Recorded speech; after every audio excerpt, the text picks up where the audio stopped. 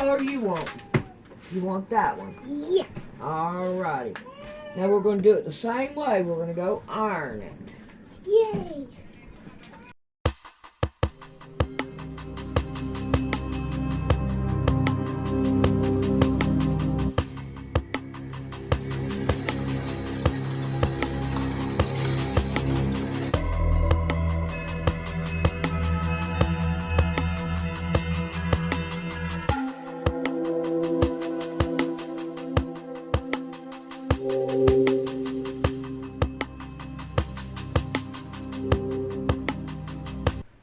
Alrighty, I'm going to go over it one time first to make sure Okay. that it's good unironed.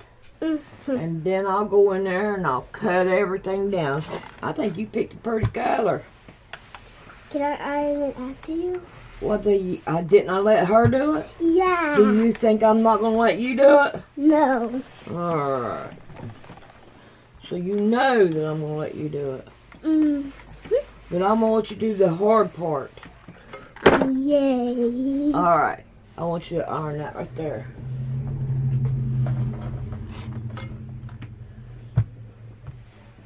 There you go. Alright, let me scoot it up. Nope, pick it up. I want you to do this line right here. Keep on doing it. There you go. Alrighty. Now, time to go cut her down. You gotta move. I gotta get to my camera.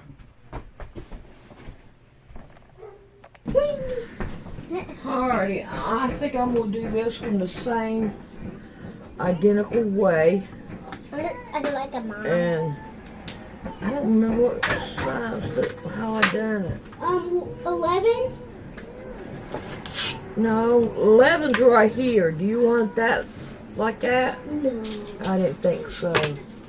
I think you want it bigger. What did I go by here? We got 25. Alright. Let me go see what I did it with. Alrighty. Looks like she's right. 11. So, we're gonna line this up. And then, come on, don't do that. Alright, 11. 11 right here. Are we sure? 11? Because this will be the apron part, and then this right here would be the straps. We only go like one up and then Alright, here we go. Stop. There's the apron part. So, we are going to take and put. Oh, this is definitely good.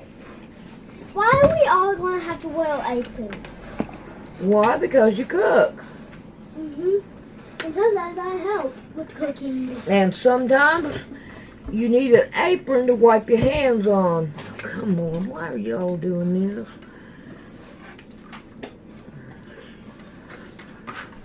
Finally. Alright. I look Take like a that. mom. Alright, now What? I need There's no pockets. There's no pockets. no pockets. Mom, Look, this is all you got left out of yours. I just want to hold it. It ain't gonna be no pockets. Alright, there's that one. I haven't had pockets either, Audrey. Bless you. Alright, there's 2. Alright, now we need 3 1-inch. I wonder if I cut it on the wrong. No, that's right. Oh. That's right. Well, I got the other one. It ain't gonna work anyway. I've already done cut it. Alright. Let's go with a half. 1.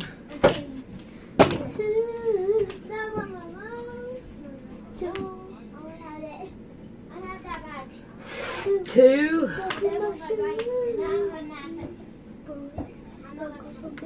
And 3. There, look how much she's got left over.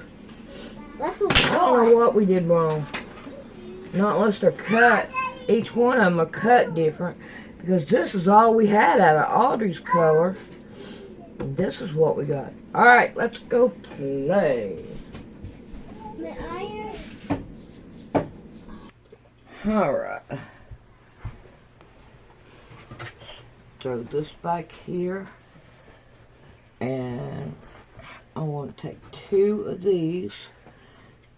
And we're going to sew them down. Yeah, you iron them. Right now, will burn you. You don't need to be doing that. I ain't gonna have that. Can I do the big piece? Can you what? Do the medium pieces? No. No, you will burn yourself. Well, you see how close I have to get to it. I ain't gonna let you burn yourself. I ain't gonna do that. No. My feet are in pain. Alright, what I'm going to do with hers is I'm going to leave it like this so that it will be easier to fold it, hopefully, around and make it easier. Alright, let's see what we can do about getting these done. Hi, guys. Antigen 1. Other genes, as well as other environmental factors, are likely to be associated with the emergence of complex vocal communication. However, Nova-1 certainly appears to be an important ingredient in the mix. Why on earth would anybody want to create these horrible monstrosities? The official explanation they give is always something harmless, like, oh, we're just helping figure out evolution, or we're just understanding the human speech disorders and all these things. We're advancing medical treatments, you know. But folks, come on. Are we really that naive? Are we really supposed to believe that their only agenda here is to help people? Or is it possible that they are laying the groundwork for something darker? Something more sinister, something where they're able to go inside of our bodies and remove certain genes that they don't want people to have, such as the genes for, let's say, thinking for yourself, disagreement, critical thinking, or logic, right? If they remove these things from people, then they can do with us what they want. And we won't even know that they're taking advantage of us because our brains will be turned off in those areas, okay? So today it's mice, tomorrow it's creatures maybe more intelligence, like primates, pigs, or even something closer to us, like the pig man. Talking about a pig man. I walked into the wrong room and there he was. Half pig, half man. Hospital receives grant to conduct DNA research. Pig man, baby, pig man. So this mice thing, I know it's creepy, but just hold on to your butts. Because this genetic carnival ride doesn't stop there. Scientists have been playing Dr. Moreau, cooking up strange creatures, even glow-in-the-dark things for quite a long time. And let me just break into some of these. Remember when you were a kid, those glow-in-the-dark stickers that were the pinnacle of cool? I mean, everybody had them. You put them on your shoes, you put them on your backpack, you put them everywhere. They would absorb the sunlight and then they would glow. Well, guess what? Scientists have taken that childhood fascination to a whole new level. They created glow-in-the-dark mice. Yeah, they inserted a gene from bioluminescent jellyfish into mouse embryos, and researchers have produced mice that literally emit green light when you put them under a special light. They glow green. Now, this isn't some backyard science project, people. This is another published study, okay? Do you see a pattern that we're doing? These published studies of these genetic monstrosities, all in the name of science. What they're doing is they're messing with things that were never supposed to be messed with. The official narrative is that these bioluminescent rodents serve as models to track gene expression and for studies in diseases and stuff like that. Again, trying to layer it with some good so people aren't alarmed by it. What's next? Glow-in-the-dark pets for your kids? Oh wait, never mind, that's already in the pipeline. There's a link to it right here. Now let's talk about the woolly mouse. Not the woolly mammoth, the woolly mouse. Scientists have now engineered mice to exhibit traits of a woolly mammoth. Yes, you heard that right. A woolly mammoth. By editing specific genes, researchers have produced mice with thicker, woollier fur reminiscent of the long extinct woolly mammoth, okay? I mean, it seems like their depravity has no end. And here's the thing. They don't want to stop with this woolly mouse idea, right? They want to pave the way to basically de-extinct the woolly mammoth and reintroduce it into the wild. I mean, what possible reason do they have for trying to resurrect some extinct animal and bring it back to life? Our food chain is set up very specifically, and something like that can wreak havoc. It's like in the movie Jurassic Park. Just because you can do it doesn't mean you should. Yeah, don't you see the danger in what you're doing here? Genetic power is the most awesome force the planet's ever seen, but you wield it like a kid that's found his dad's gun. Your scientists were so preoccupied with whether or not they could, they didn't stop to think if they should.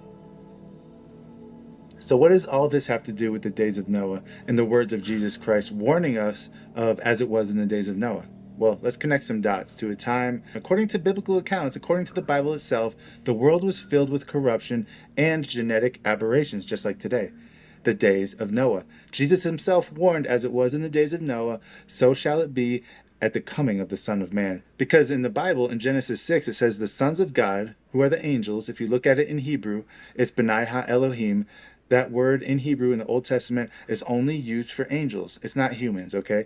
Angels, they created the Nephilim. They tampered with the genetic code. They tampered with our DNA to create genetic aberrations, exactly like what they're doing now, except to a more extreme level. So the sons of God, the angels, they tampered with our genetic code, leading to the Nephilim, okay? These beings, neither fully human nor fully divine, roamed the earth, and they wreaked havoc on the earth. So much so that the Lord had to actually destroy the earth to get rid of these genetic aberrations. Today we're doing the exact same thing, just to a lesser extent. And it's not hard to see the slippery slope that we are on and where this could lead us if we just keep going down this path that we're going down. We're blending species, we're blending boundaries, we're creating organisms that defy the natural order, just like in the days of Noah.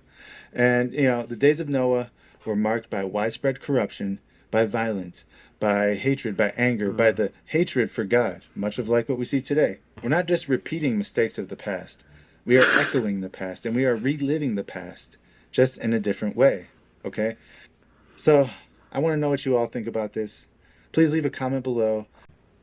You won't believe what Cat Williams just revealed. It's not really about knowing anything. It's about where to go to get the information. He's unlocking ancient secrets and dropping knowledge bombs that will leave you stunned. Even Tesla says that this is where he came to get the information. From Nikola Tesla and where he took his knowledge from, to the mysterious device the Anunnaki wear on their wrists, to the real purpose of the pyramids and hidden technologies. People were coming to this region for their information and their knowledge and their things that were forbidden, and these were the highest of human civilization. Let's dive in and uncover what Cat has to share. Holy sh**.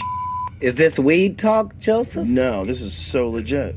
Cat Williams makes a compelling argument about the true sources of ancient wisdom, suggesting that the ruins of temples and churches were not merely places of worship, but pivotal centers of education and knowledge transmission. If you were to read like thousands of books about people that knew a bunch of like you start finding out that it's not really about knowing anything. It's about where to go to get the information. So like when we look at all the ruins all around the world, like we're not seeing ruins of colleges and universities and all of that.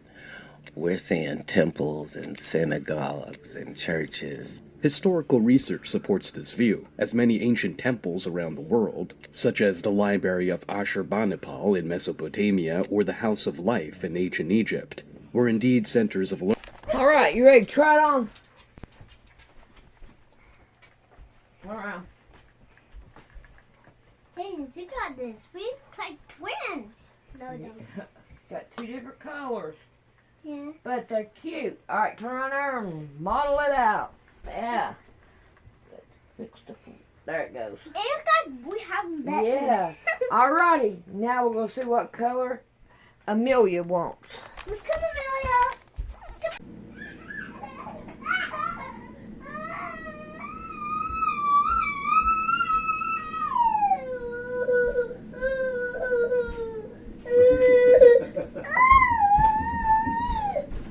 Alrighty, Mrs. Grouchy here. Pick a color. Pick one of these. Okay, that's what we're going to use. Alright, there you go. Bye-bye. No, you can't have it. I'm going to fix. I'm going to make you apron.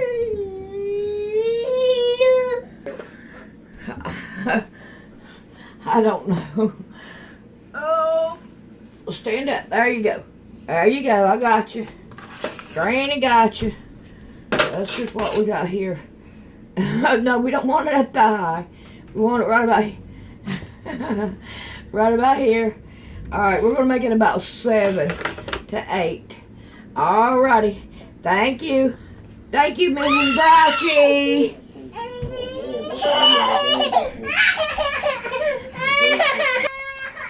Alrighty, Mrs. Grouchy is still being grouchy. I tried giving it to her. She's still crying. I think she's just overtired. Alright, let's see what we can do here. And make a tiny, whiny, little bitty tiny one. Hopefully it will turn out for her. She'll like it whenever I get it done. She'll be happy with it. So the measurements is most definitely going to be different on this one. Yeah, I think she's ready for bed. But it'll be ready for her in the morning. Alright, let's go cut her down. Alright, let's see what we can do about doing it now. Alright, I tried giving her those, but no way. I don't want that. There you go, girl. Alright, hopefully she'll be okay. Alrighty, I think we went 8 down. So we're going to go 8 down this one. 8 right here. It is going to be a little one. And all the measurements are going to be totally different. Alrighty. We are going to go... Let me do something here real quick. I'm going to go 2 anyway for the straps so I can keep them separate. Okay. Alright. Now, we want 3 of these. I don't know why it keeps doing this.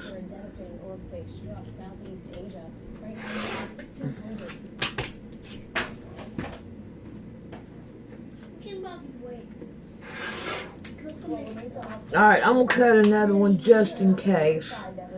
No, I wouldn't have to. Not for her. And these are going to have more pleats in them. Alright. Alright. I gotta stop. I forgot somebody. There we go. Alright. Let's go play. Learning, storing vast collections of texts, and serving as educational hubs where knowledge on various subjects, including agriculture and astronomy, was imparted. Yet, this brings us to a deeper, more enigmatic question. Where did this information originate? Indeed, priests and scholars of ancient times passed their knowledge on to others. But who were the original custodians of this wisdom? Who were the first teachers? This question probes the very roots of human understanding and civilization. Ancient myths often attribute this knowledge to divine sources or celestial beings. Consider the Sumerians, who credited their knowledge to the god Enki, or the Egyptians to Thoth, the god of wisdom and writing. These figures are portrayed not merely as deities, but as pioneers of knowledge, who handed down essential information that formed the basis of these advanced societies. Such narratives, while steeped in mythology, may symbolize early humans' attempts to explain the acquisition of complex ideas and technologies that seemed beyond the reach of ordinary human ingenuity at the time. 100% of the writings across the world, whoever said anything about space or the universe or what was out there, why were all of them correct? It's not even possible. Like, how did they know that Mars was the red planet, and why was it a worldwide fact? Planetarily, that Saturn had rings, like, based upon what information? Because nobody worldwide is disagreeing. Expanding on Kat's observations about cosmology, it's fascinating to consider the astronomical accuracy of ancient civilizations. For instance, the Dogon people of Mali have long been known for their detailed astronomical understanding, which includes knowledge of the Sirius star system that is remarkably precise. Scholars have debated how such precise knowledge could have been obtained without advanced technology. This aligns with Kat's suggestion that such detailed cosmic knowledge might have been imparted by advanced beings or through means not yet fully understood by modern science. Moreover, Kat points out the global consistency in ancient knowledge about planets like Mars and Saturn. This observation can be linked to ancient texts and artifacts. For example, the Sumerians, known as one of the first advanced civilizations, depicted planets in a way that remarkably aligns with modern astronomical data. The Babylonians, who inherited and expanded on Sumerian knowledge, had a sophisticated system of astronomy and could predict celestial events with great accuracy. These instances could suggest that ancient civilizations had access to a now lost compendium of astronomical knowledge. Or perhaps, as Kat implies, they were beneficiaries of knowledge from extraterrestrial visitors. This brings us to an intriguing theory supported by numerous proponents of the ancient astronaut theory, that knowledge of such precision and depth suggests a possible transmission from advanced, non-human sources.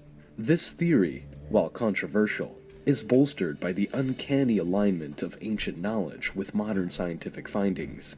Let's get back to Cat Williams and try to understand where he wants to take us. Even Tesla says that this is where he came to get the information. But if you follow that information pathway, it leads you to this character called the Thoth.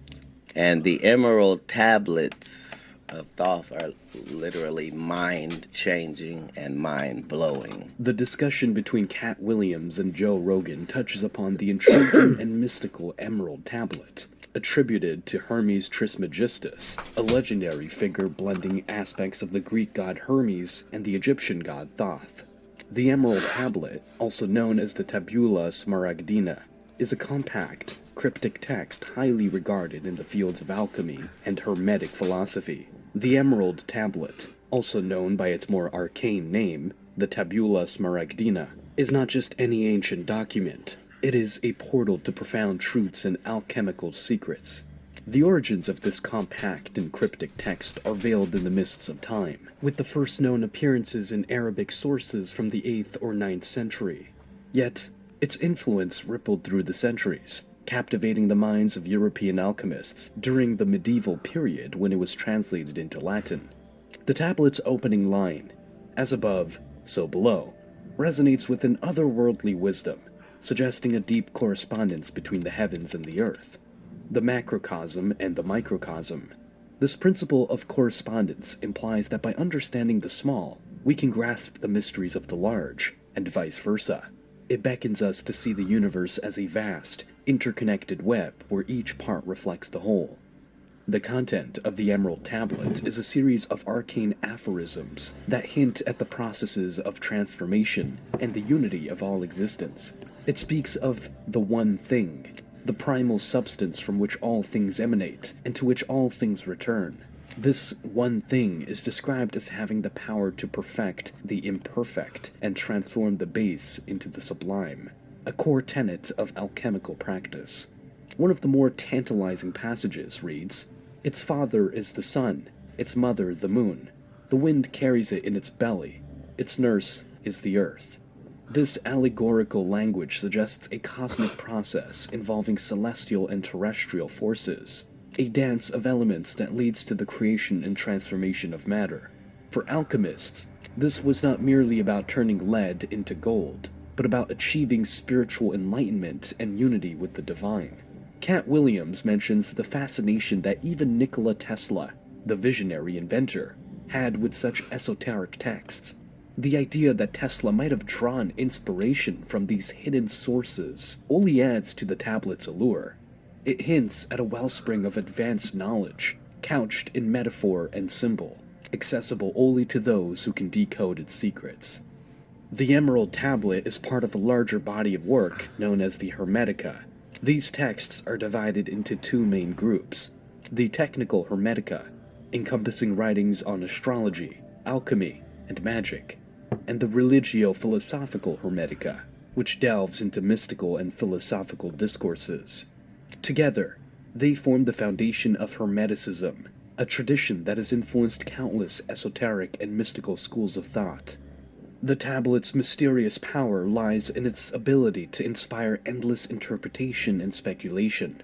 It suggests a hidden path to knowledge, a secret alchemical process that can transform the seeker both materially and spiritually. For those drawn to the occult and the mystical, the Emerald Tablet is a cipher waiting to be unraveled, promising profound insights and perhaps enlightenment. It's given in first person, and that's not possible. The things that are being said are impossible. Enough time has passed, though, that it's not like that. He literally says, hey, there's a spaceship on Earth, and this is where it is. Ever wondered what that necklace Cat Williams was wearing in all those super viral interviews actually signifies? It's not just a striking piece of jewelry. It holds a secret that ties back to ancient and mysterious origins. Cat Williams, in a moment of revelation, shared with Joe Rogan the fascinating story behind his unique necklace, dispelling common assumptions and diving into the realms of ancient lore and forgotten technologies. This is that thing that you see that all the Anunnaki guys that look like a wristwatch, and they always have it, and you're always trying to see what that is. Yeah, what is that? It is it's a compass. It's a time-keeping compass.